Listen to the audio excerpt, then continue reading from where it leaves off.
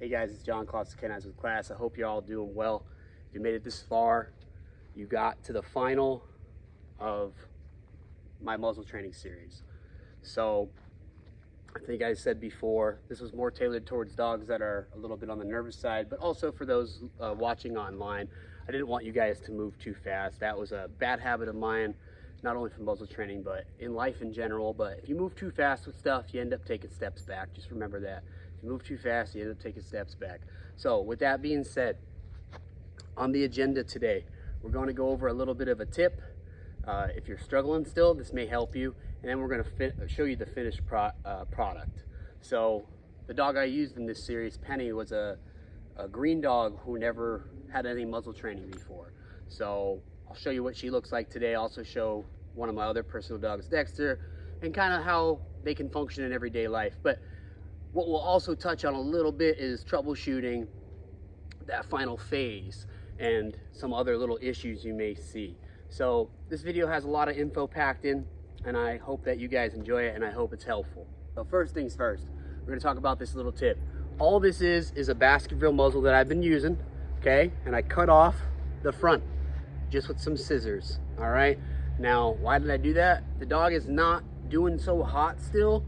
One, make sure you're taking your time and doing the right things, but two, sometimes that little bit extra muzzle can be a little funky still, and I'll actually go through my whole sequence of each step with this muzzle, and then once this is good, I'll kind of switch back and forth until the dog's comfortable fully. But some dogs need this to bridge that gap initially, so don't be afraid to try different stuff.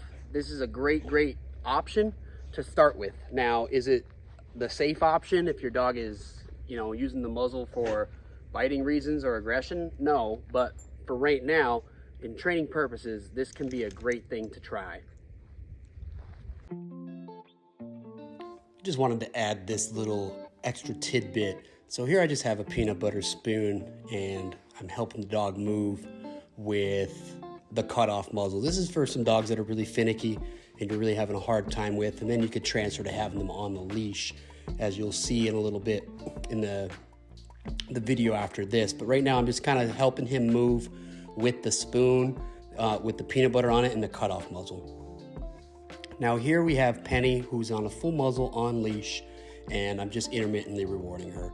She transitioned to this pretty easily because we did all the groundwork. So as you see, I'm just intermittently rewarding, keeping it short and sweet, and keeping it kind of fun, kind of moving, keeping her engaged, and nice and simple, right?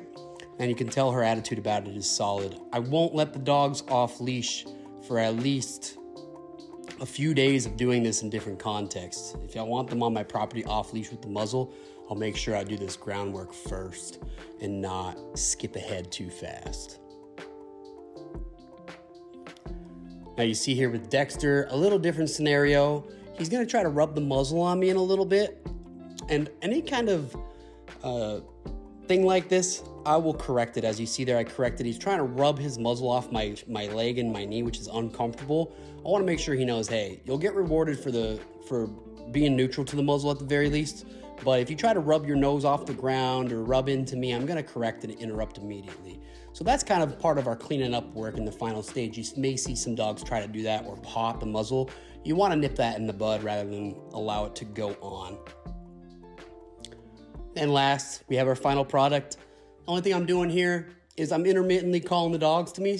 Right now, we're finally off leash, so they don't have too long to think about it. I don't want to necessarily just leave them go and just kind of see what happens. If I start to see maybe they're going to try to rub that muzzle or anything like that, I'll interrupt it and recall them and give them a reward and then release them back out. And the same thing here, did it with him as well, just to kind of keep them on their toes. And like I said, doing something fun, using rewards, and keeping their mind off it. Thank you guys so much for watching. Make sure you like, comment, and subscribe.